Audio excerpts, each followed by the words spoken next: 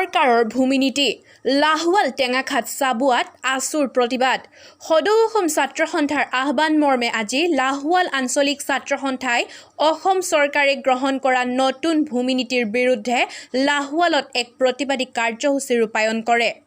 লাহোৱাল আঞ্চলিক ছাত্ৰ সন্থাৰ সভাপতি বিদ্যুৎ সাগৰ দত্ত আৰু সাধাৰণ সম্পাদক বিষ্ণুজ্যোতি দত্তৰ নেতৃত্বত অৰ্ধশতাধিক আছুৰ কৰ্মীসকলে লাহোৱাল ৰেলগেটৰ সমীপৰ ৩৭ নং ৰাষ্ট্ৰীয় ঘাইপথৰ ওপৰত হাতে হাতে প্লে কাৰ্ড লৈ মুখ্যমন্ত্ৰী সৰ্বানন্দ সোণোৱালৰ বিজেপিৰ নেতৃত্বাধীন মিত্ৰজোঁট চৰকাৰৰ বিৰুদ্ধে বিভিন্ন শ্লোগানে পৰিৱেশ পৰিস্থিতিৰ উত্তাল কৰি তোলে।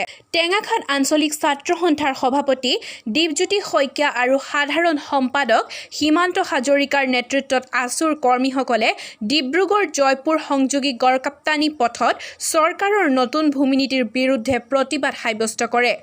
চাবুৱা আঞ্চলিক ছাত্ৰ সন্থাৰ উদ্যোগ স্থাপনৰ অজুহাতত কৃষিভূমি কাঢ়ি লোৱা আৰু খিলঞ্জীয়া মানুহৰ হাতৰ পৰা ভূমিৰ অধিকাৰ নোহোৱা কৰাৰ বাবে অসম চৰকাৰৰ কেবিনেটে গ্ৰহণ কৰা খিলঞ্জীয়া বিৰোধী সিদ্ধান্তৰ প্ৰতিলিপি দাখ কৰে।